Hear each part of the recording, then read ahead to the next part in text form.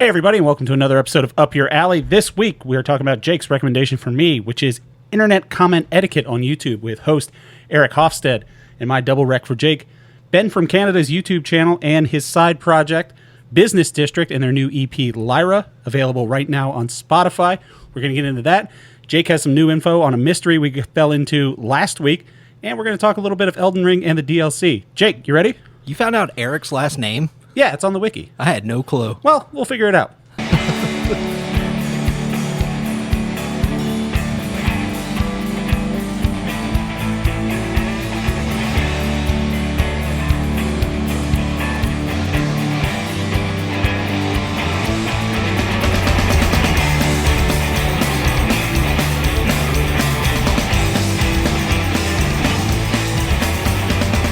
Yeah, there's a whole internet comment etiquette wiki. There's a wiki for everything. Well, it's been around for years. Yeah, but I'm just saying, almost anything with a decent-sized fan base has a wiki. Oh, yeah. That's the first stop I did on my research. Hey, everybody, welcome to the show. If it's your first time here, this is how it works. My name is Taylor Egger. With me, as always, is my best friend, Jake Baggett. Say hi, Jake. Hey, buddy. We're best friends, and we recommend things to each other like all friends, but we get a chance to make the other person watch, read, or listen to whatever our recommendations are, and we come back the next week and talk about it. This week, like I said, we have two YouTube recs, Ben from Canada's YouTube channel and Internet Comment Etiquette with Erik, and also a little bit of a side music rec. Jake, how are you, bud? I am good. You are Everything's good. fine. You're staring at your phone because you have info. So I've got like layers of info. Oh, Jesus. Here. Okay, so little backstory. Last week, Jake recommended an album to me, There Are Days by Cheese Industries. Yes. And I really liked it. We took a week off. I listened to this album for 2 weeks, listened to some more of them stuff. And then we got a message from a listener who said, you guys know this is, basically they said, you guys know this is AI, right? And it was like, I'm 95% sure it's AI. And then we re-listened to it and we're like, oh shit, is this AI? Yeah. And then we're like, oh, God. So we felt like we got duped. Jake found out that information day of recording. Yeah. And he tried to get some info done, and he's gone on a bit more of a dive down this well of the cheese industries. So it was when we were talking about the song Everything Sucks, and you're like, those are just the words from I Think You Should Leave. Tim and Erik, yeah. Yeah. And I was like... Or not Tim and Erik, Tim Robinson. Tim Robinson. I Think You Should Leave. And I was like, okay, so these words have to be something with other things. Right. You know, so I went... Basically, the line that they kept repeating was, I don't know what any of this shit is, and I'm scared. Yes. Yeah. And then they also say... Not everyone is good at everything. Yeah, it also Knows has how to that do part in everything. it. Yeah, something like that. But so I was like, let's search up other lyrics to see if we can find any correlation to anything. Because there was another song that was a reference to the film Jack and Jill, where Al Pacino has a Dunkachino Sounds good to commercial. me. Yeah. Something brewing at D&D. Right. Which I watched that commercial in Jack and Jill, Yeah, which is just a scene in it's Jack not and Jill. It's not a good movie. It's terrible. Yeah. Wow. It's like... He gets his money, though. Al Pacino's a happy guy. Yeah. That's all I care about. He gets his money. Then I typed in Feel the Rhythm of the Baseball, right? Because that's the name of a song. And there was 2 matches that popped up. Okay. One didn't matter, wasn't anything. But the other one was a link to a clip of a song called Other Funker by Devious Music, spelled D-V-O-U-S. Okay. Other Funker. Like mother ever, but Yes. just trying to be funky with it. It's just a 10-second clip, and it's just a nice little groove for 5 seconds, and then it starts going, feel the rhythm of the baseball, turn it up. Right. And then it also says 2,000 people on the dance floor. Which are two things that are pretty random to have together unless they were related to something. Those are very specific. If they were a reference to something, it would be other search results. Right, like if you type in Dunkachino. Yeah. It's not just going to be Cheese Industries and then Jack and Jill, and then that's it. Other people are talking about Dunkachino. Or if you type in the I Think You Should Leave thing, there's whole subreddits about memes of that. Exactly. I mean, I could send you a reaction GIF with that clip. Yes. Pretty easily. If you type it in, you'll find it in images quickly. This thing was only this. You know? And it's just the Cheese same... Industries and DVS Funk or whatever. Devious Music. Devious Music. Is...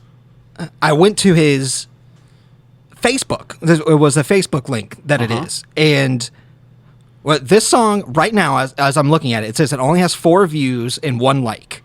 Which the like was you? Confusing. I didn't like it. I mean, I do like it, but that wasn't my like, is what I would say. He hasn't posted anything in a long while. Let's see, September 1st, 2022. Jesus. And Coming up on 2 years. And he has different styles of music that he plays. He plays funk, Similar to Cheese Industries. rock. He dabbles in everything, but he has actual videos of himself in here. He's a real man. A real person. Yes, who talks. Did we get this person's name? I had it, and now I lost it. But okay, so Daniel Vincent. Daniel Vincent. Does it say where he's from? Because Cheese Industries said they were based in Pennsylvania. Pennsylvania. So like Cheese Industries. Philadelphia, Pennsylvania. So it could be his early stuff. I went from here to his links, the about info. He does have a website. Uh-huh. FFM. Oh, wait, no, that's a 404. I Googled DVOUS music, and it brought me to his website. And on that, it talks about his upbringing, how he always wanted to make music. He's not saying anything. He even has a spot that says create, which is like, these are the things that I use to help create my music. Uh-huh. And none of it says anything about AI. None of it says anything about, I have a side project called Cheese Industries that I'm working on. Where do you think he would? I'm thinking that he does, because Other Funker isn't just the only song with Feel the Rhythm of the Baseball in it. Huh. He made another song that was like a sped up version of Other Funker. He's like, it's funkier, you know? So he's doing what he did with There Are Days and There Are Nights, you know? This is getting me to think that Vincent is our guy. Yeah. Yes. And he just doesn't want to say, or I'm completely wrong. I'm not sure. But it's led me to believe that I have found him. Himself, Devious Music, Devious Music, hasn't posted anything in a long time. Because his YouTube, I would say, is the last thing I've seen him active on. And that was a month ago. Huh. So Cheese Industries could be just like his Wilco, and Devious Music was his Uncle Tupelo, if he's Chef Tweedy. Something like that, maybe. Huh. Or his lifter puller to the Hold Steady if he was Craig Finn. Or other alt music references I can make to give up my cred. At this point, I would also believe that it's somebody that found this song and threw it into AI and said, make it silly. Yeah. And then they call themselves Cheese Industries. Because this guy's really into his music and talking about it. And he's been doing this for years. So it's just interesting. Yeah. Because I feel, if I were a betting man, I would say that I think Devious Music is our guy. Yeah. I can't prove it, other than Feel the Rhythm of the Baseball is such a certain term to say. Yes. And it's a very unique thing. Yes. Because baseball famously doesn't really have much of a rhythm. Yes, it's an object. There's no time. There's no timer in baseball. Well, the sport has no timer. Feel the rhythm of the baseball. That's so weird. And also 2,000 people on the dance floor. Right. And it took me forever to find the actual song, Other Funker. You're going full Pepe Sylvia on this. A little bit. Yeah. I like it. I like Conspiracy Jake. I wish... I have yet to have contact. We're in the early stages. Yes. Yeah. So I want to keep researching, I guess. Do you remember that documentary I showed you with Cameron James and Alexei Toliopoulos, The Finding Yeezus? Yes. It wasn't a recommendation, but I think we talked about it on the show. It was a rec, I believe. No, I just showed it to you for fun. Really? Yeah. Oh, okay. Yeah. Yes, it was great. Yeah. And they were looking down wonderful... who created this enigmatic game called Kanye Quest. And it's somebody that just didn't really want to... Are you going to do a Finding Yeezus on Cheese Industries? I mean, I'm all for it. Don't get me wrong. I would just like to have a conversation about the music. Yeah, because we both flat out enjoy it. Yes, it was enjoyable. Yeah. And I would like to know what the process was and just how much of it is AI. Yeah. If any of it's not, I think it would be a fun conversation. It'd be fun if we could get another audio message from a creator like we did with our friend of the show, Bobby Fingers. Yes, I agree. Yeah. But I don't know. All right. To me, I feel like I'm coming up to it. Right. I think I'm going to find his email and send something to him. It's such a weird thing because I have had people ask me, like, hey, I had a hard time finding that band. Cheese Industries? That you recommend. I was like, yeah, they're on Spotify. Like, they don't have a website, really, or anything like that. Yeah. Because I searched the record label that was underneath Filthy Music Industries or something like that. Which sounds like Devious Music. Kind of the same vibe there. But it also says it's under the umbrella label Hog Crank Industries. Again, funny. Right. And that was a dead end as well. Huh. So this so far is the only thing that's got a little meat on it. Yeah. I'm hoping something comes up. Little meat on the hog crank. Hoping I get another email that I can email to. I think because I'm not trying to gotcha or anything. I really want to understand from a journalistic standpoint completely. I'm nothing if not journalistic. Exactly. I've always said that about you, man. It's really fun. And I'd like to tell somebody, good job. Pennsylvania is specific. That's the thing. Yeah. There's so many things that are just like so close together that it makes me like, ooh. Either it's our boy or somebody who knows devious music. Yeah. Find out if we could use some of their music as audio drops so I could stop playing that Ben Affleck clip while we're getting our levels right. Feel the rhythm of the baseball. That's so great, though. Yeah. Well, good work on the investigation, Jake. I like seeing progress. That's wild. People get... Maybe I should let you edit in cheese industry updates like I have been editing in updates to the GOAT, which I wanted to do live, but we're recording this on Monday. GOAT finale's not until Thursday. Yeah. I wanted to do this to you live and in person so I could watch your face as I explain to you the finale of the GOAT. I'm a good friend. I would listen to you. I know, but you acting enjoyed by things is highly entertaining to me. Not acting. No, it kind of is. No, it is not, All sir. Right. Well, maybe not, but... You need more retail experience. I moved to back of the house, and all my retail just went out the window. You stop acting, and you start actually enjoying people having a conversation. That's fair. It's wild. I remember it happening because somebody was like, I'm pretty sure this is Morley Road. I'm like, what do you mean? This is the start of a conversation? This is great. They're like, I'm pretty sure somebody built this road on top of Morley Road. You're like, what is that? What do you mean? Like, it's lost? Someone came up to you with a side quest, basically? They were lost. They were really lost. They just didn't know how to start. How old was this person that got lost? It was about 70. Okay. Yeah. Did they have a phone with them, though? Yes. Okay. Yes. And it was just, they didn't know what they were. So they changed the road name. I have no clue. Was Morley like a Confederate general or something that they changed? I couldn't tell you. I don't know. I found out where he needed to go. Yeah. And it was, he wrote down the wrong address from the people that he got it from. Ah. Yeah. Huh. So we got around to it. Well, you're a helpful person in his day then. Always. Yeah. I hope he got there. I didn't see him return. Hopefully he found a spot. Exactly. So what I've had going on is, last week the DLC Shadow of the Erd Tree for Elden Ring was released. Yes. I like to consider myself a gamer. I haven't played really any of the Souls games. I got Elden Ring when it came out. Mm-hmm. I played it for maybe 30 minutes, and I was like, I do not have this gear to play these kinds of games. I really just don't. And I returned it. I returned it to... what do you mean gear? I don't have that thing of doing the good parries and everything like that and focusing really hard on just that... Skills? Yeah, I don't have that skill set. Okay. But then afterwards, I went and played some games that I did complete and platinum, like the God of War Ragnarok and stuff like that. And that's, no slouch of a game for difficulty if you're not playing it on the lowest difficulty or whatever. Yeah, right. I wasn't playing on the hardest, but I was playing it one level above normal. Sure, yeah. Took me a while, but I ended up beating everything. You enjoy the challenge. I do. And so when this DLC got re-released, I'm like, maybe it's time to, dip my toes back into the land between, as it were. Mm-hmm. So I bought it. I bought that with the DLC expansion because I don't really have a game that I'm doing right now. Beat Mad Max. And Helldivers is still fun, but no one really plays it with me anymore. So it loses kind of it loses the shine when you're not playing it with your friends all the time. Not my fault. No, not your fault. You're replaying Like a Dragon in Final Fantasy all the time. But, by the way, how's that soda? It's good. Right? Root beer. Another recommendation from comedian Stavros Halkias. He's the one I told you had the UFOS flip-flops. I know Stavros. Yeah. He recommended the UFOS flip-flops, and I was like, got to get a pair of those, and they rule. And he was on a podcast last week talking about how A&W Zero Sugar was the best zero sugar soda.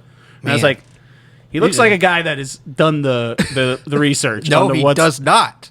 No, for a when zero it comes calorie to diet sodas, Yes, because he He's looks the like least person that I want to hear from. No. He's the best person. I'll tell you why. Because he's a big guy. Yes. And if he's drinking the diet soda because it's the best one, then that means it tastes the most like a regular soda. Yeah, but I'm not. No, My brain's saying that there's no results here. He's not wrong. It's a good soda. Yeah, that's root beer. Zero sugar root beer. You can't mess up root beer. Some diet root beers taste not so great. I'm a big fan of root beer. Regardless, I've moved on to my Fresca. And the best soda. I don't drink soda, really. I'll have a Sprite from fast food if I'm doing fast food. Mm-hmm. Otherwise, I get an unsweetened iced tea. There's nothing wrong with unsweet tea. But if I can get a root beer, I'll get a root beer all the time. Mm-hmm. It's the most delicious. What were we talking about? Elden Ring. So Elden Ring. I booted it back up, killed immediately. Right. There's, I think it's kind of a famous, it's a meme That's the thing thing. for people in the game. There's as soon as you get into the main area, there's a boss called the Tree Sentinel, where you're supposed to walk up to him and be like, oh, let me try my hands at combat. And he just decimates you immediately. Yeah.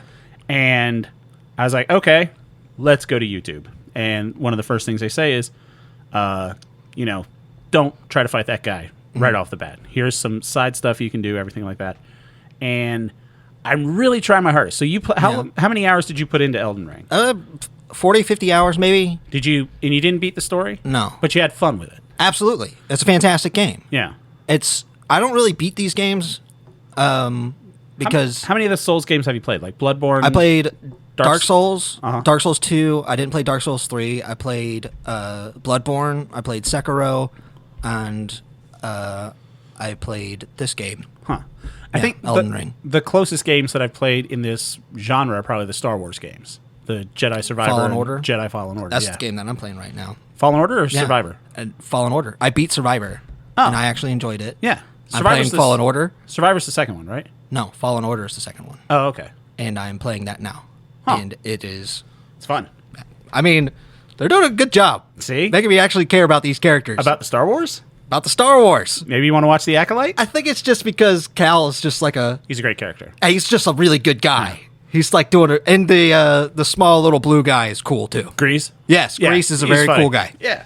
He's a good little alien sidekick mechanic. I'm enjoying the dynamics of the characters immensely. It's a very good story and everything like Yes. that. I'm hoping Cal Kestis will pop up in live action at some point just because Cameron Monaghan looks just like him. Well, because, it's him. I know, but I'm just saying, like, he's not voicing a character.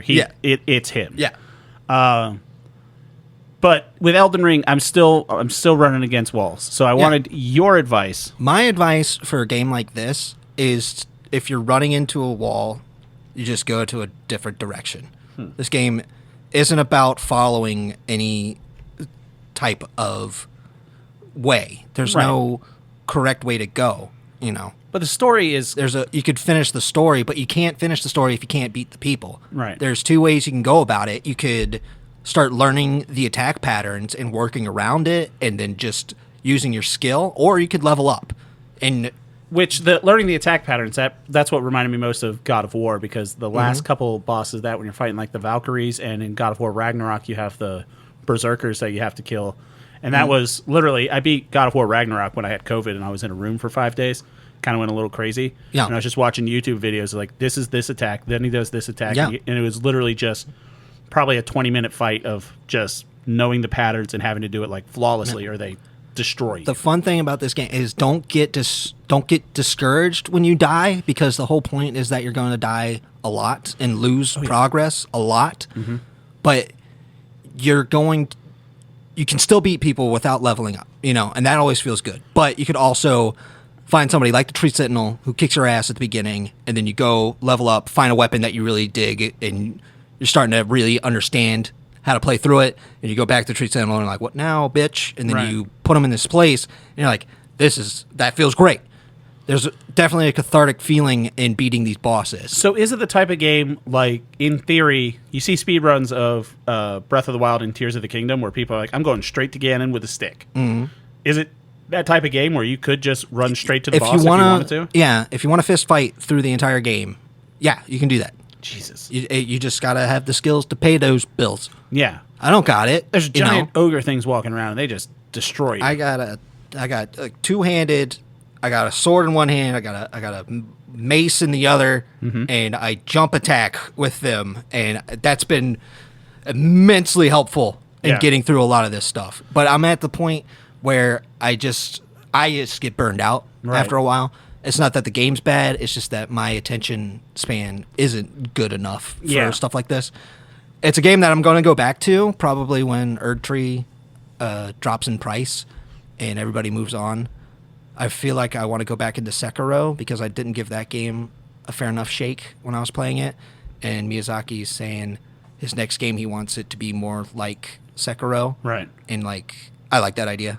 But correct me if I'm wrong. Elden Ring was like co-written by Game of Thrones guy, right? I don't know how much, He's like a George story R.R. Martin consultant or did. something like that. but yeah, Yeah. he's a part of that story. And I will say the plot of it seems, I don't know. So like starting out, I go and I get killed, and then I just go a different way, and then I get killed again, and then I get killed again, and then I go back to my camp, and like then there's this little witch lady there, and she's like, "Hey, I got a bell. You want this bell?" And I'm like, "What's that bell do?" And she's like, "This bell summons 3 wolves." And I was like, "What? Where the fuck was that for the past 3 hours?" Yep, I used that for a good while. Yeah, and so then I have my wolves, and I could like destroy like a camp, and then I could go this way, and then some guy like invades, and he kills me because he's got a lava sword. And I'm like, well, this guy fucking sucks. Then I go to a dungeon, and I found a dungeon, and went to this dungeon because on one of the YouTubes they say you have to go to this dungeon first because in this dungeon is it's not a katana, it's a uchi ganata. Uchi katana? Yeah, Yeah. uchi katana, whatever it is. Like you can get it, and it's a strong sword. Yeah. And you can get it early. So I did that dungeon. There's a bunch of skeletons there. Killed all the skeletons. Killed the boss at the end of that.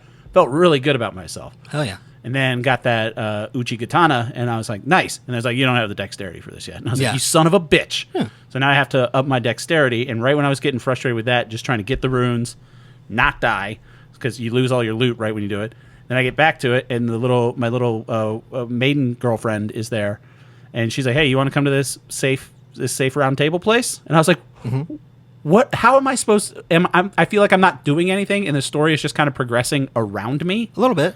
Is that the whole game? Yeah. Because it's not like I'm beating a boss. That's what I'm saying. Is like I I tried to like go to the this- way that the game tells you, like, this is the direction that you go when you stay at a campsite. Right. And then you just see the glow go in that general vague direction. And they're like, it's that way. Yeah. Check out that way. Go over there.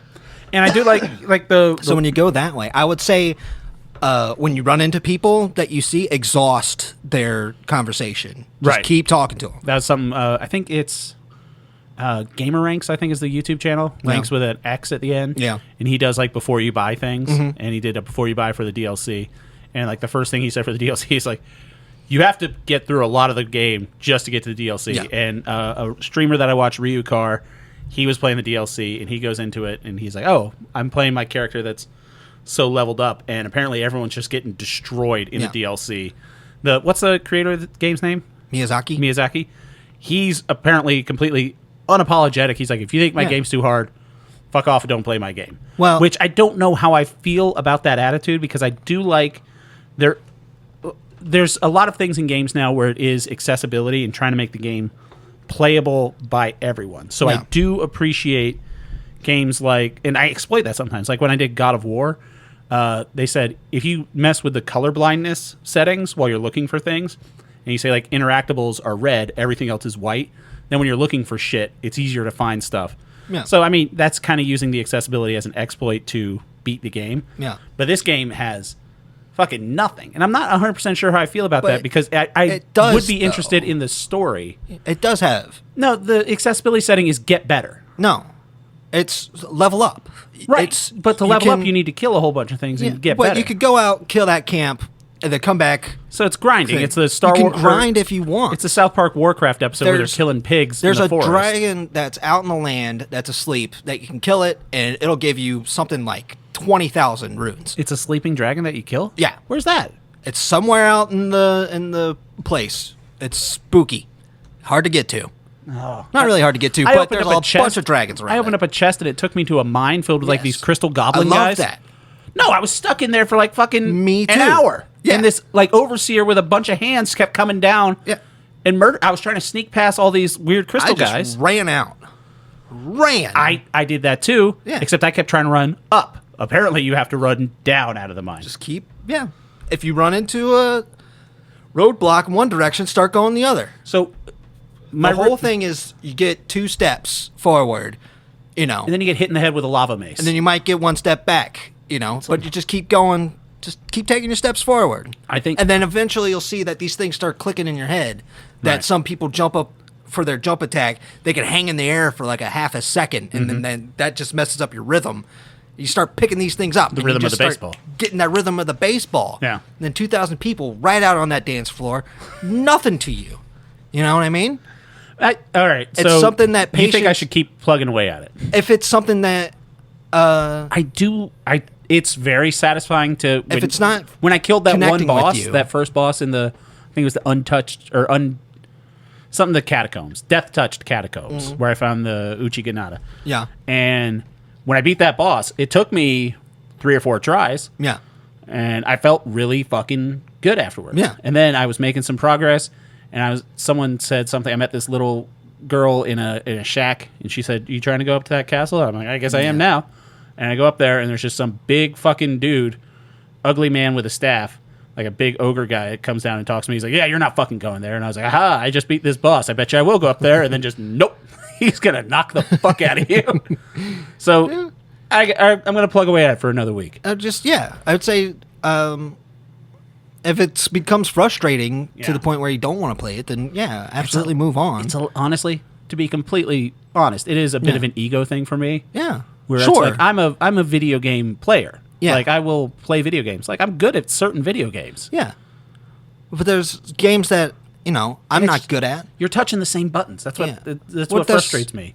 I mean, but, like, fucking Crusader Kings doesn't make any sense to me. You know what I mean? I don't even know what that is. Exactly. Yeah. It's not something for me. It clicks with a lot of people, but it does not click with me. That doesn't mean it's a bad game. No. And it doesn't mean that I couldn't be good at it if I didn't sit down and try at it. It just doesn't scratch any type of itch that I have. Yeah. I will say the art design in this game is fucking phenomenal. It's a beautiful game. Every time you turn around, every monster is just so gross. I am very excited the direction that they go. Yeah. FromSoft has just iterated and iterated with their formula that it becomes better and better every single time. It's really cool. I mean, they created a genre, basically. Yeah, they're perfecting it. Yeah. And it's just so fun to watch. And I would say the thing about Erdtree that I know that people are having a problem with is, you're so high level and like you're end boss material and you get your ass handed to you by the first guy that you see. Mm-hmm. It's the same thing as when you started the game at the beginning where you run into somebody, you run into the tree sentinel. And that's what Ryukawa kicks said. your ass. He said it's good at knocking people back down. Yeah, but there's things now from the DLC that you can pick up. There's like talismans, there's like Erd shards or whatever. I can't remember what they're called. Scarab tree or some nonsense like that. There's new things to pick up that are going to build up your character that way. I think that's a really good way to still maintain a challenge in the DLC for both high level and newer-ish level characters. Just if you see me on PlayStation and it says playing Elden Ring, and then you check back in 10 minutes and it says playing Helldivers, that just means I was like, fuck this game. I'm not going to throw my controller. I'm just going to go shoot aliens for a little bit. Plenty of times, especially through Bloodborne, where it's just like, I'm done. Yeah. There's no way I can do this anymore. I had that I was grinding out a boss battle on Banjo-Kazooie. The final boss in Banjo-Kazooie when you're fighting Gruntilda. I hadn't played that part of the game in years. Yeah. Got to it. I was like, this is a fucking hard boss. Because it's not that, there's not a complicated moveset or anything. I mean, there's kind of a moveset that you have to remember, but it's just getting in that zone and getting the mechanics of that controller again. Mm-hmm. It takes me a while, but then I beat the shit out of that witch. I called up the Jinjos and was like, fuck you. Yeah. Get out of here, witch. I think you have enough gaming experience that it'll click. Yeah. You'll be like, I see it. I'll get there. You'll be like, okay. All right, you talked me into it. I'll give it another week. Oh, yeah. Yeah. I bought the digital copy so I can't puss out and return it. There's that little incentive, too. It's like, this cost you 80 American dollars. You're going to put some time into this. I'm very happy I bought it. I really do enjoy that game. Yeah. I got all the way up to the second boss that you have to beat to start the DLC. Yeah. Moog, Lord of Blood. I keep saying that name. The names of these guys are so fucking cool. Like one of them was like the Star Cruiser. Like Margit, and one's Margit, one's Marge. Well, that's George R.R. Martin. I'm watching House of the Dragon. It's Aemon and Damon and Arion and Waylon and It's fucking. Have you watched any of House of the Dragon? No. It's 2 episodes in. I'm not. Yeah, not feeling it. It's just here's the thing about House of the Dragon. It's not as many side quests. It's like one thing. It's one war. It's these people. Yeah. And it's just like this is what they do, and then this is what they do, Like and this is what Game they of do. Thrones had a whole bunch Right, you of could fuck off with spinning. Jon beyond the wall for a little bit, and then Tyrion's doing this, and then Dany's out in the desert, and no one's even talking to her.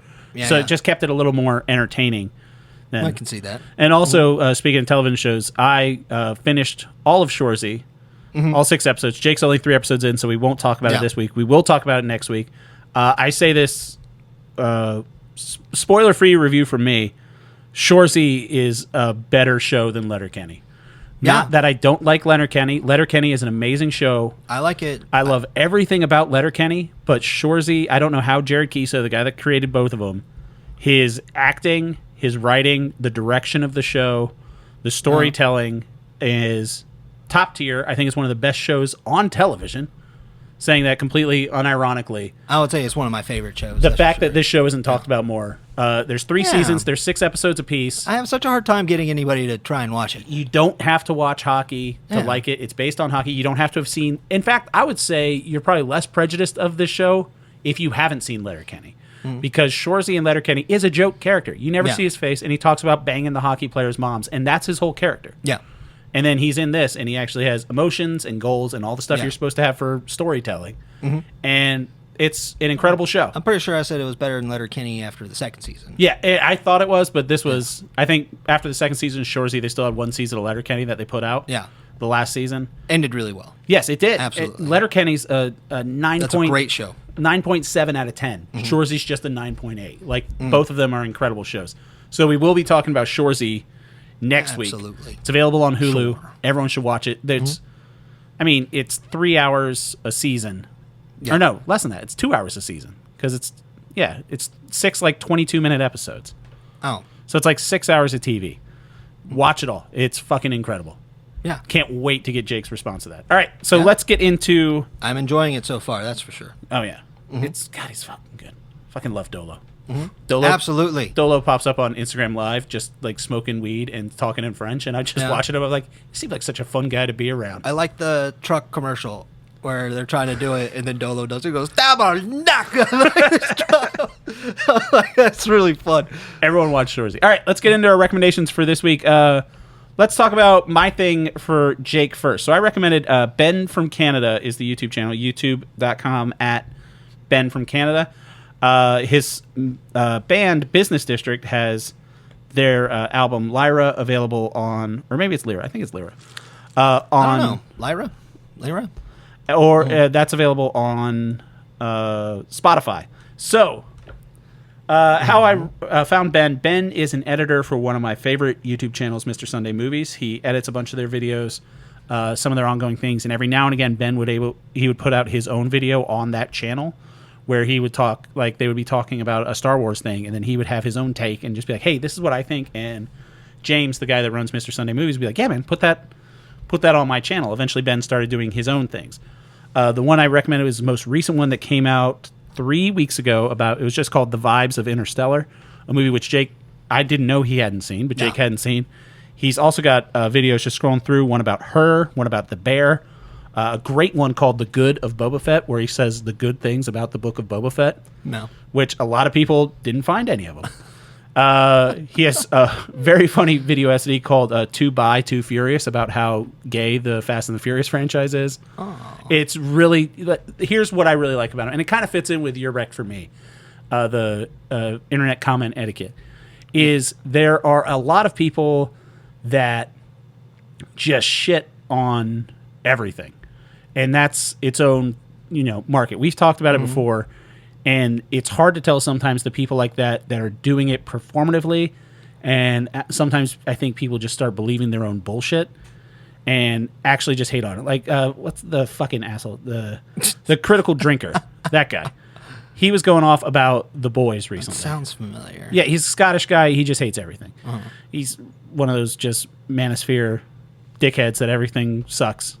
If there's any kind of found out diversity. Season 4 was making fun of conservatives. Well, yeah, but the thing is, he kind of phrased it in the whole thing where it was good because it was actually funny, and then when you started saying things that the showrunner put in his politics, and he's like, well, you shouldn't be doing that. You should be thinking about your audience. And I'm like, that's not what art is. Yeah. Like, you shouldn't, and you should leave it alone. But all that aside, he's wrong, and The Boys Season 4 fucking rules. Ben is talking about things that are good. Yeah. He's very positive. He finds things, a creative way of looking at stuff, like his thing on Interstellar that we'll get to. It's just, the first video that I remember seeing of him on Mr. Sunday Movies channel was the Moneyball. He talks about Moneyball and how great of a movie Moneyball is, and he's not a baseball fan at all. Famously, his name is Ben from Canada. It's not as big there as it is here. And he's not a sports movie guy or anything like that, but he just talks about how that movie sets everything up, how it breaks down, how it sets up the stakes, how it builds off everything, and how just well-structured that movie is. And Moneyball is an incredible fucking movie. Yeah, it's a good movie. So I saw this one on Interstellar. He mentions in that video that he has his album from Business District coming out too. I'm like, great time to showcase a positive content creator. Just because there was a bunch of negative shit going around, and I was playing Elden Ring and felt like slamming my fucking head into a wall. So I'm like, there's this positive video out there, and I'm a Patreon supporter of the guy, and I support everything he did, and I think it's a good thing to kind of focus and spotlight good creators. So on the Vibes of Interstellar video specifically, he has a good job of just setting out a specific viewpoint on what makes this movie good, but not for the reason you were thinking it was good. Because a lot of people talk about the sci-fi aspects of Interstellar. They talk about the music and all that shit. But he kind of finds a good way of viewing it as a work of art and how it sets up this incredible tone. He calls it vibes, which isn't something that I really feel is commented on a lot. And it's like more like looking at it as a whole piece instead of individual parts, which he does that as well. But I thought it was a really unique way of looking at it. And so now I was curious to see what you think. And now I'm really curious as to what you think because you hadn't seen Interstellar. So, Jake, what'd you think of Ben from Canada before we start talking about his music? I haven't seen Interstellar. Right. He seems like a good kid. Seems like a nice fella. Yeah. He's very passionate. Like you said, the thing that I do enjoy about this video is that he's trying to be as positive as possible about things. I appreciate that approach a lot more these days, where somebody who's more passionate about what they enjoy want to talk about why they enjoy it more than stuff that they don't like. They want to take it down for why they don't like it. So it was fun to listen to it in that regard. I don't really think it's a video for me. It's calling it vibes just automatically takes me out of what I think the audience for this video is. See, that's what I liked about it, though, because I think it takes a movie like that and... So I appreciate that he wants to say that he likes Interstellar. And coming up with a term like vibes for it kind of feels like you're not exploring it enough for me.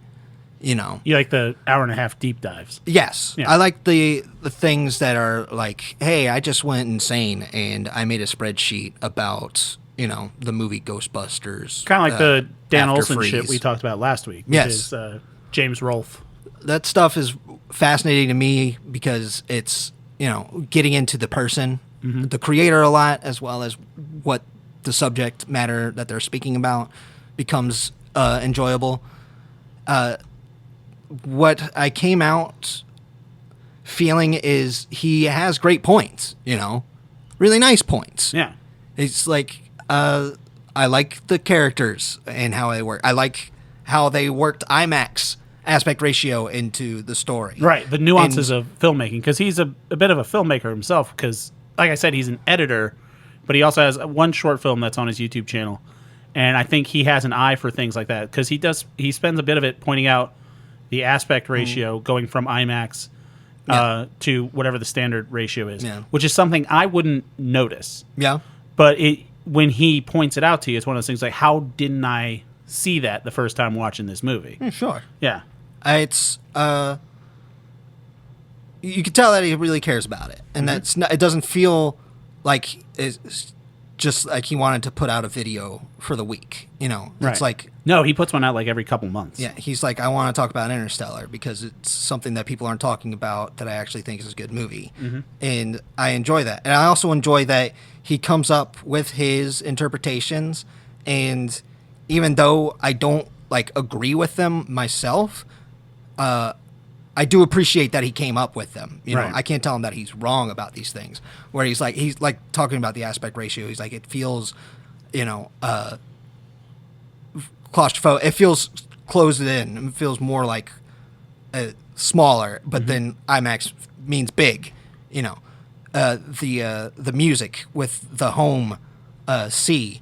Like, I didn't think of it that way. Yeah. But it's great the way he talks about it, where he's like, you play C major because it feels good and it's known, and then you kind of fuck with it the further you go into space, the further you get from home. And he's like, that's kind of like a really cool motif.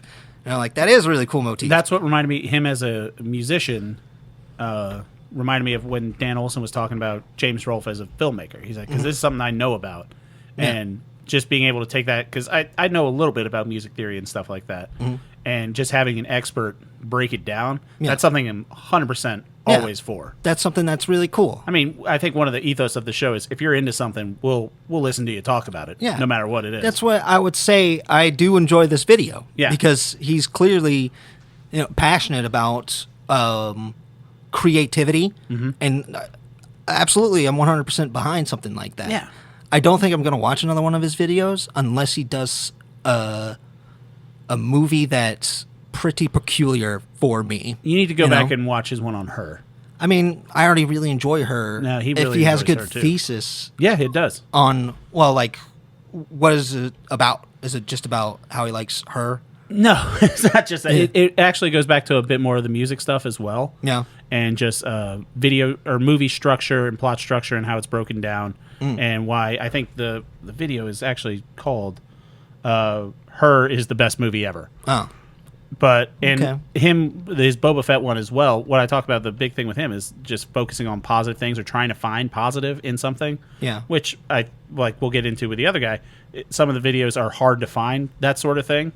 And there is something to be said for someone out there who's just making things that they like and they're turning it into... Did you get an email from Cheese Industries? No. Keep talking. Okay. So his one about the Book of Boba Fett, which is something I didn't really like, he frames it more as a character arc of Boba Fett and how Boba Fett basically came to all the decisions that he made and kind of recontextualized that season or that series for me to the point where I went back and watched it. So I just think he's a fun creator that more people should be checking out. And to his music, what'd you think of his little EP? Just a little 4-tracker. I thought it was beautiful. It's I nice, thought it was really good music. Yeah, God, it's nice. It's really sweet. It reminds me of Postal Service A little bit. and Broken Social Scene. I can see both of those in there. Yeah. It was, I think the first song, Departure, reminded me of... I would think Departure is probably my favorite one out of it, as well as Lyra. Yeah, so all the music was great, and I hate to use the term background music because I feel like that could be disparaging to some people, but I think some things are background music because they can kind of blend into whatever you're doing. I listen to this full volume driving home from work at night, and it could put you in one mood, but then you can listen to the exact same music when I'm like down here in the studio editing stuff or doing something like that, and the exact same songs can fit a different mood, which is something that I really like in music. Kind of music that's multifaceted in a weird way where it can hit you. The same song can hit you differently depending on what's going on around you. It's got a wild up tempo to it, but it's got really nice vocals in it. It's, again, I feel like it's something that I probably wouldn't listen to, like another album of his. Yeah. But if it was on, or if somebody was like, yeah, check out this song from him, I wouldn't be like, no. Yeah. You know, it's, for Ben, it's hard for me to say that I want to give him a 2 because I don't want it to feel like he doesn't deserve a 3. Right. You know what I mean? I think he's good. I just don't think that we're speaking the same language is all. This is interesting know? because I have very similar things to say about your recommendation. Yeah. Yeah. I wanted to say, have you ever seen the movie Ravenous? No. Okay, so there's this movie called Ravenous, and it's about cannibalism, Sounds like it. in colonial America. Ew. And I watched it because David Albarn did the music for it, the guy who did the Gorillas, Yeah. And so I was like, He also did the music at the end of Lucy, but you didn't like that music either. The music was great in Ravenous. I didn't like the movie. Huh. I thought it wasn't that great. David Albarn did something about colonial cannibals? Well, yeah. I don't know. It's weird. Is it like but- symphonic? Yeah, it's really good. It's really good.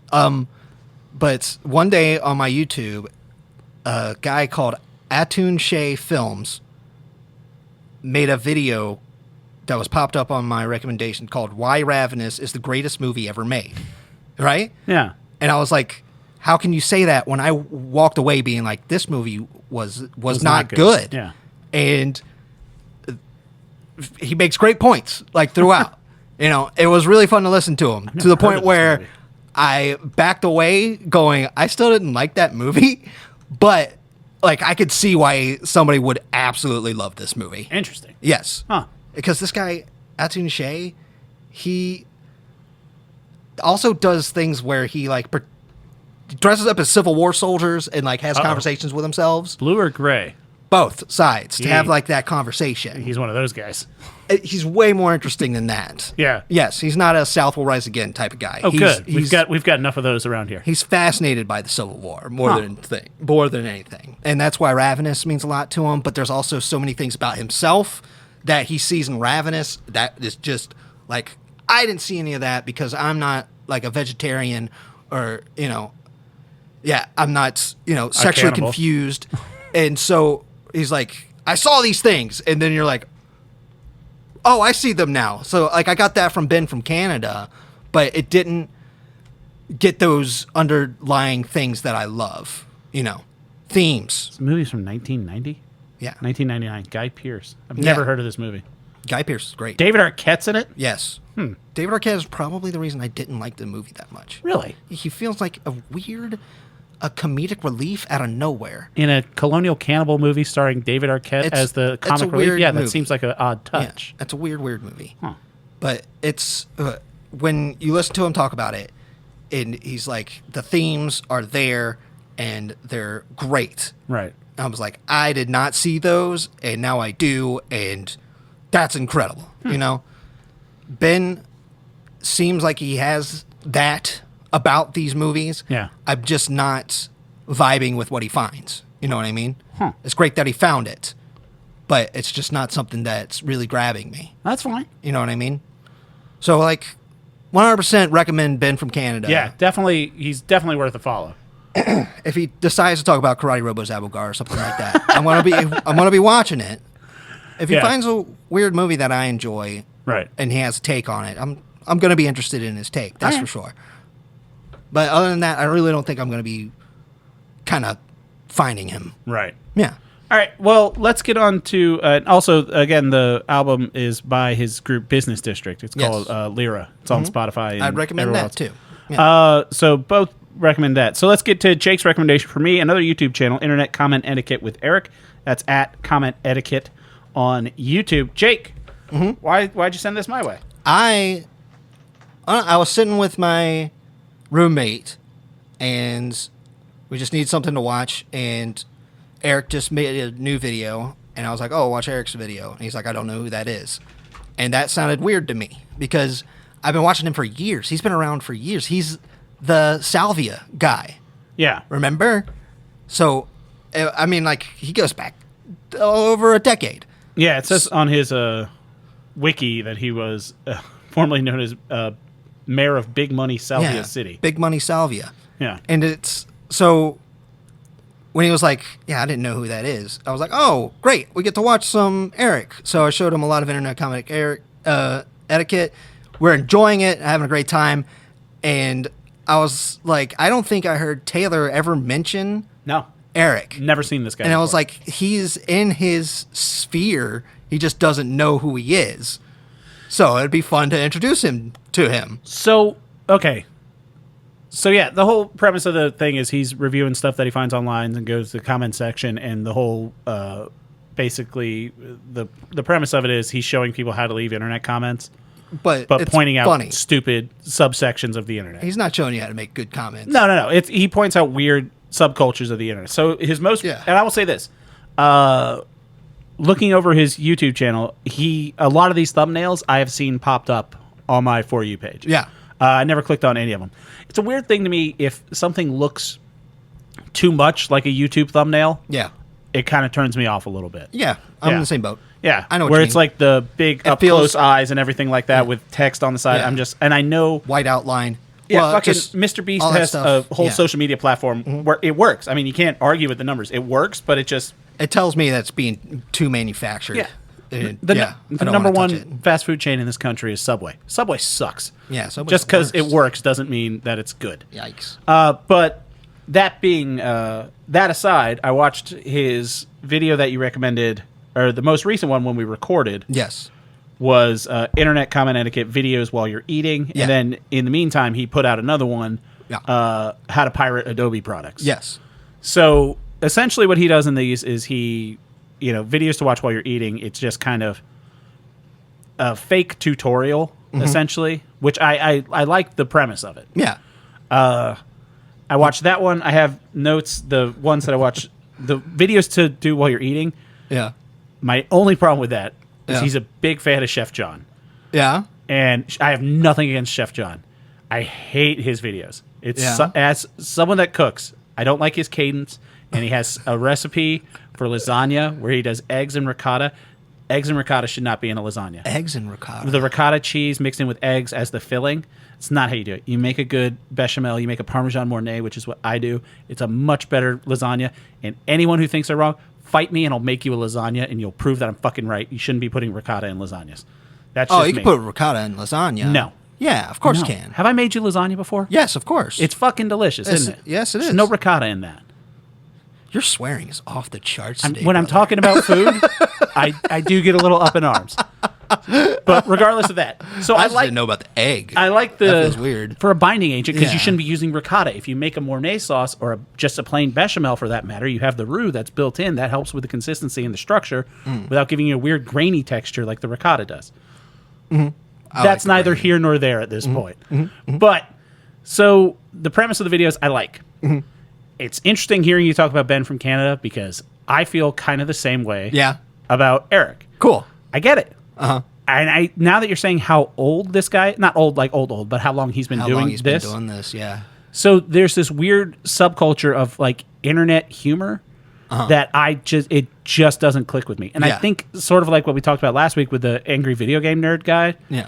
That's kind This of is what I was thinking, is that I was kind of pushing it because Yeah. I know you're getting more and more into the internet because I'm showing you more YouTube stuff like that. And I was wondering if now is the moment to start showing you this side of And- the jokes. So there are some internet subcultures that I think are really good, but I don't get Sure. the sense of humor. Like I thought some parts of these videos are funny. I'm exactly the same way you felt about Ben. I don't want to give him a 2 because I did enjoy the stuff, but I can see the value in it, but it's just not Really vibing the whole out point of with the you. show is up my alley. Yeah. It's not really I mean, I'm subscribed to him and I'll watch Yeah. his videos when they come out, but it didn't hit me as like when you showed me talk about Dan Olson a lot. But when you showed me Yeah. Dan Olson, I was like, holy fuck, how was I missing out on Yeah. this? Like I really enjoyed Did you this. know Erik was in It's Always Sunny in Philadelphia? Was he? Yeah, he was in an episode. Oh, I did not know that. Wow, I'm surprised you even looked at the wiki. It's not on there. It's just about this page. Whoa. It's not about the dude. Really? Yeah. It's not about Erik? Yeah. Interesting. No, but it's yeah, about- he was in an episode. That was one of the things that people Oh. talk about. Well, good for him. One of my favorite things that Erik has done was he You know what did else was in an episode of It's Always Sunny in Philadelphia? Blackface. And that's not Shane? okay either. there. It's Sean William Scott. He did a Kickstarter Mm-hmm. for. He called it Erik Drinks Wine and Gets a Haircut. And it was like, I'm going to make the best video about me drinking wine and getting a haircut, and we need to raise this amount of money. It's hilarious. They raised that amount of money and more. What was and it? then $37? it was like over thousands. And for months, he just kept teasing that he's building up this thing that he's going to drink wine and get a haircut. And then he releases the video, and it's literally him getting a haircut and drinking wine while he's getting the haircut. He let people vote on the haircut. He got a pineapple. His hair was shaped like a pineapple, but it was 10 minutes of him sitting down, drinking, having a nice conversation with the hairdresser, and then walking away. See, that doesn't click with me. I loved it. But I like good stuff. The guy flipping the quarter was hilarious, and there is that side of internet comedy that I get. I did have other notes on other Tom ones. Walker? Tom Walker, yeah. Okay. He has a video about First Amendment auditors, people that go out and flex their First Amendment rights. Yeah. I hate those people. And he does make fun of them. And the comments, free citizens. the fake comments that he makes on all the posts, it's a funny shtick. Yes. And it's well written. That stuff. It's a lot of looks to the camera and everything like that. And it did also give me vibes, and I'm sure it's heavily influenced by this guy, big Mystery Science Theater vibes too. Yeah, sure. Where you're kind of writing yourself in like little sketches. Like he has a Chat GPT robot that goes full alt-right really quickly and stuff like that. Where I'm like, I can see why this is 100% for Jake. Yeah. But and the biggest video that I hated with him, because he pointed out something that I did not know about, was he has a video just about haters and how to be a hater, essentially. Like it's a whole a parody thing. Yeah. Where he's like, this is how you become the best hater on the internet. Turned me onto a subreddit that I didn't know existed. What? r/dog free. Oh, yeah. People that hate dogs. Yeah. What the hell? There's a Reddit that's just people that Hate complain dogs. about seeing dogs. Yes. Yeah. And how dogs are everywhere and how everyone has to stop and pet dogs. Yeah. I disagree with those people. Yeah, On the absolutely. internet. I'm pretty sure a lot of people disagree with those people. I don't know anybody who no, that's not fair. I know people that are afraid of dogs. I know people who don't like dogs but Yeah. still like dogs. I They know just don't people like dogs that as much as I like understand dogs. why other people like dogs. I can see being afraid of dogs if you've met shitty dogs. And I can understand not liking dogs, but it's wild to me to be like How passionate people are anti-dog. yes, where they're like, how can anybody like a dog? Right. That's like they don't that's get it. crazy. Like they call them like little shit beasts and everything Yeah. like that. It's like that's a puppy. No. Like what do you? Yeah, they're little dogs. Yeah, and like one guy was Dogs are calling the them best. abominations of nature that we've like cruelly like how they're artificial beings that shouldn't exist. I'm like, well, that's true. There's pugs. Like they probably shouldn't poor be guys. Yeah, they probably shouldn't be alive. They're doing their best. Yeah, but how do you hate dogs? Yeah. But yeah, I think he's good. It's fun. I think he did one. Did you check out the Archie one? no, the Archie horny posting. I Yes. have not clicked on that one yet. I know people that are in that group, and it Why? was funny because I know a lot of people. No, but- and they all have their different Is it- ideas. Is it what it sounds like? Just people being horny about Archie? Well, people making their own Archie comics where What is- they're like what is it? naked and stuff. Rule 37 of the internet. If Rule it exists. 32. 32? Yeah. If it exists, But, there's porn of it. Yeah, people draw their own, and like it was just a small little community.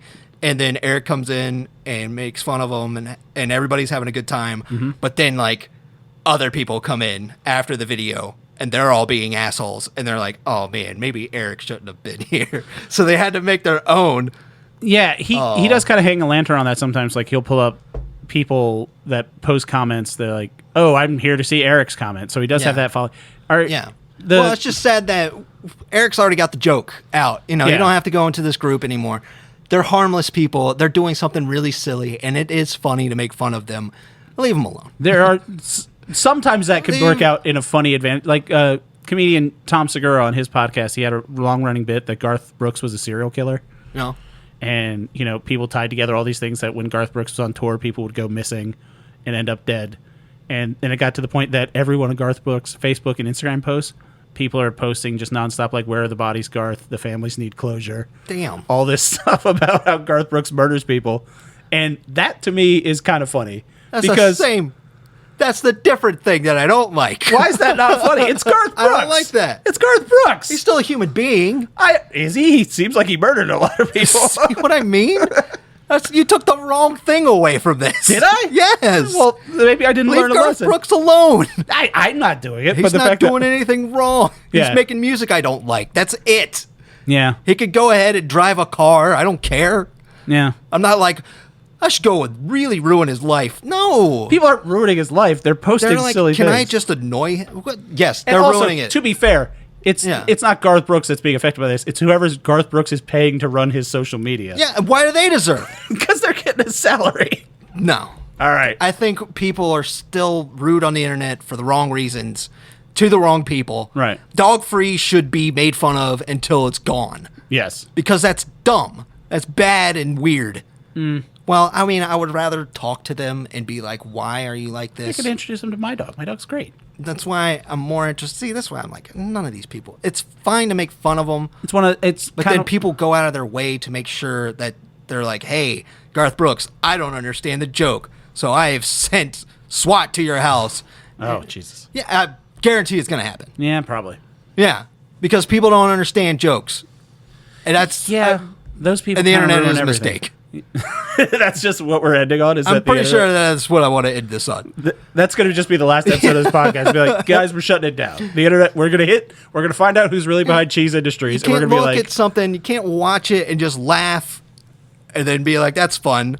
Yeah. You're like, I'm going to get involved in this. If you see it while it's happening and get involved, that's kind of different, isn't Right. it? You know? But when the party's over, yeah. you're kind of the weirdo that's sticking around still messing about. Yeah, there was No? one clip that he showed us, some motivational grifter that was telling people, it's like, oh, if they're thinking about you, then you win. Yeah. And it's like, Yeah. yeah.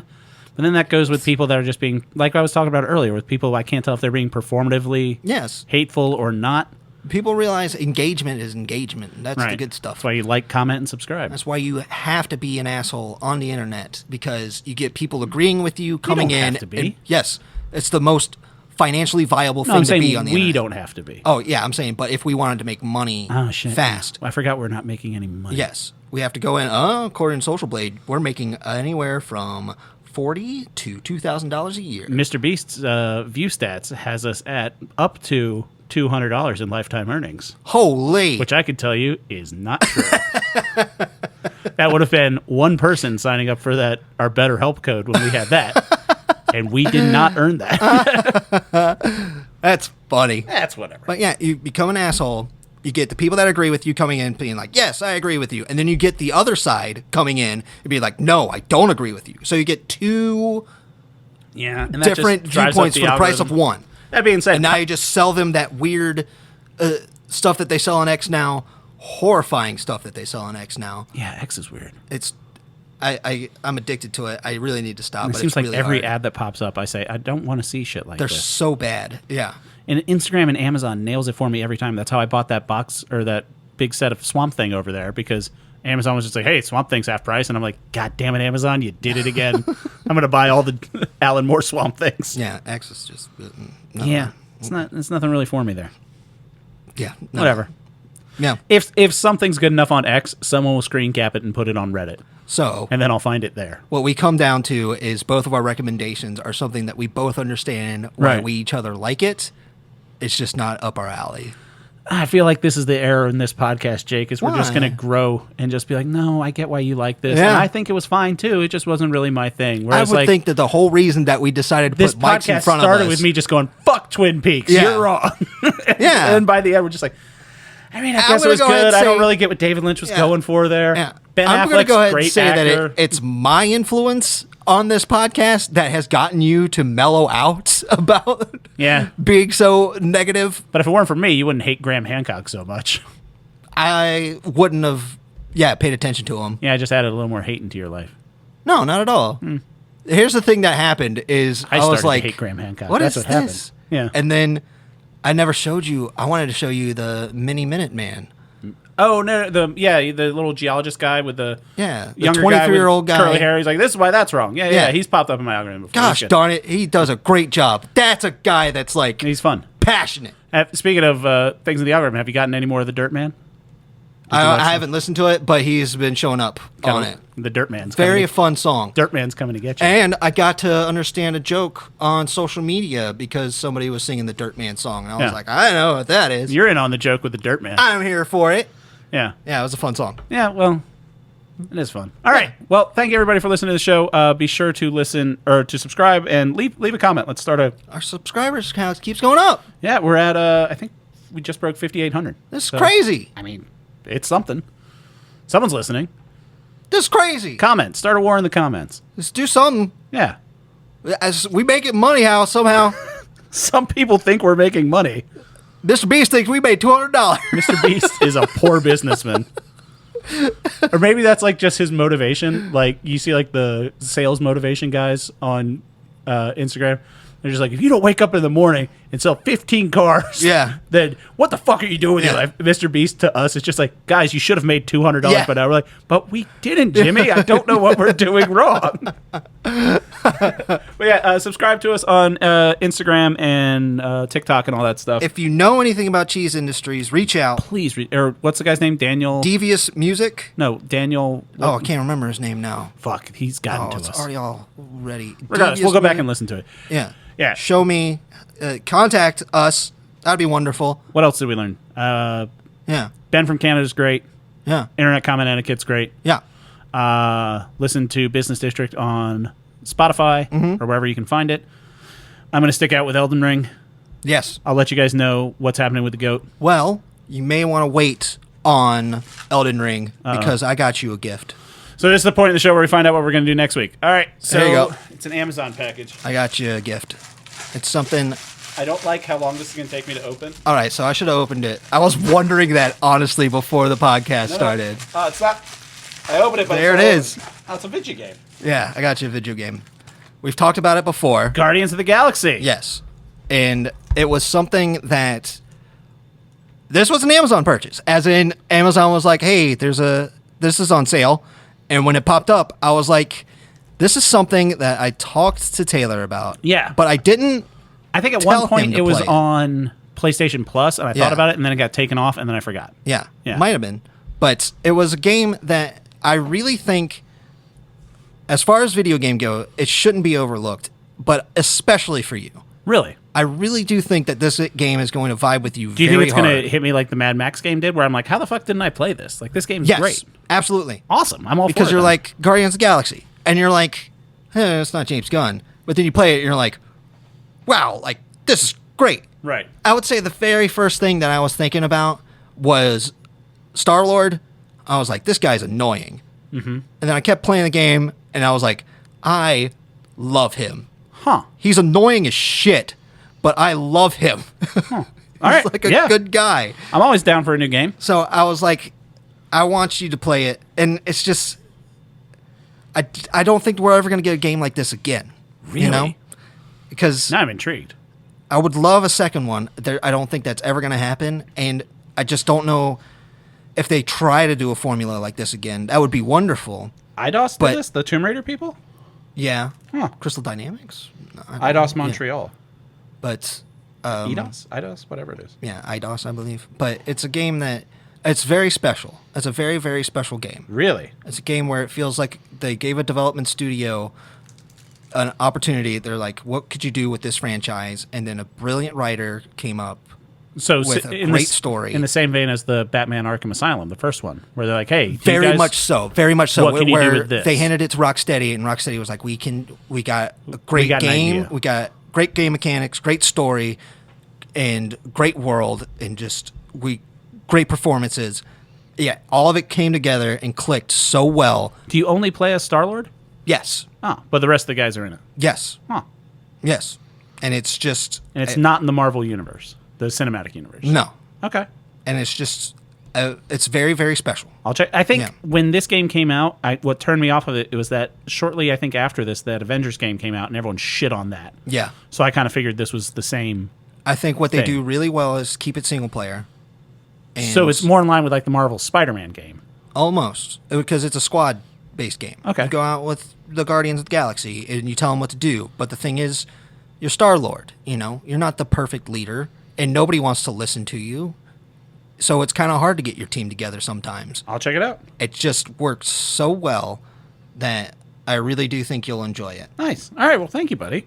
Yeah, I'll man. check that out. I have a documentary for you available on Netflix. Came out this year. Does the name Scott Skurlock mean anything to you? Morgan Spurlock? No, Scott Skurlock. He did 40 days. No. He did 30 days. No. Super. Are you talking about The Super Size Me? FX original series. Oh, yeah. So not that guy. That guy died recently. My favorite 30 days that he did was on Funny or Die, where he was like, I'm going to be a vampire for 30 days. And then he was talking to the vampire expert, and he was like, so you're going to be a vampire for 30 days. And then after 30 days, I'm going to stab you in the heart with the stake. And he goes, looks like this is going to be a rough 30 days. That's a quality joke. My favorite Morgan Spurlock thing was the Whitest Kids You Know parody sketch where he did Supersize Me with Whiskey. Yeah. That was good. hilarious. Scott Scurlock, this is a documentary about him. He is also known as the Hollywood Bandit. He robbed 19 banks in the Seattle area in the early 90s. The documentary is called How to Rob a Bank.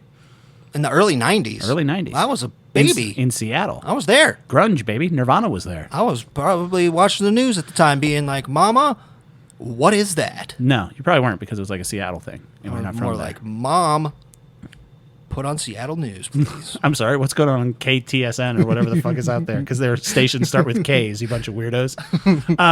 It's a documentary called How to Rob a Bank. It's a crime documentary. I think it's really well made. And also, one of the reasons I recommend it to you, it's a lot of the bank robbery, little Robin Hood-y, fuck the man vibe, where the town of Seattle kind of comes together and people are like, what do you think about this guy? They're like, good for him. He's Anti-authority thing. He's not hurting anybody. Yeah. And it's like really nicely made. It dubs, he calls himself the Hollywood Bandit because he's influenced by Point Break, another thing I think you'll enjoy. Hell yeah. Point Break. Hell yeah. So, I just thought you'd like it. And it's it's breezy. It's an hour and a half. It's on Netflix. Man, you're telling me some guy watched Point Break and he was like, oh, man, I could do that. Kinda. Man, do you think he was thinking he was Patrick Swayze? He had to have thought he was Patrick Swayze. He may have asked people to refer to him as Bodhi. Oh, yes. All right. I do enjoy this guy. All right. So I'm going to play Guardians of the Galaxy on PS5. Jake's going to watch How to Rob a Bank on Netflix. I want to thank Jimmy for doing a lot of our art. Thanks to our buddy's brother Bill for providing all the music. Jake, thanks for coming over. Love you, buddy. I love you, buddy. All right, bye.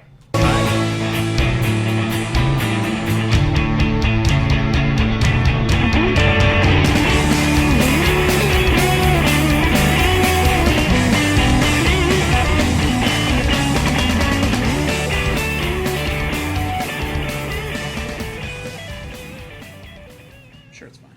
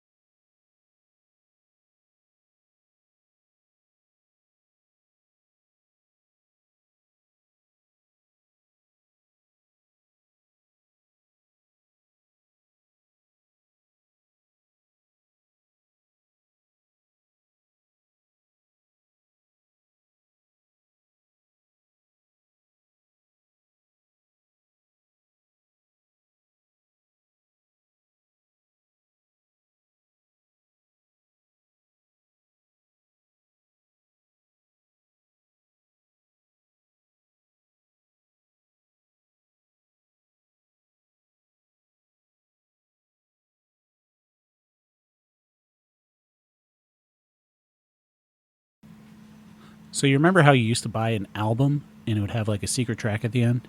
When you would like just wait and it would just kind of play out. You'd be like, oh, why is this last track 17 minutes long? And then there's something funny at the end. Well, I thought that'd be funny to put in the podcast, only it's not something funny. It's a recap of the finale of The GOAT. So what happened was 4 people are left. You had Jill, Pal, Jason, and Joe. I'm still 100% Team Joe at this point. But like I said last week, I like all of these people.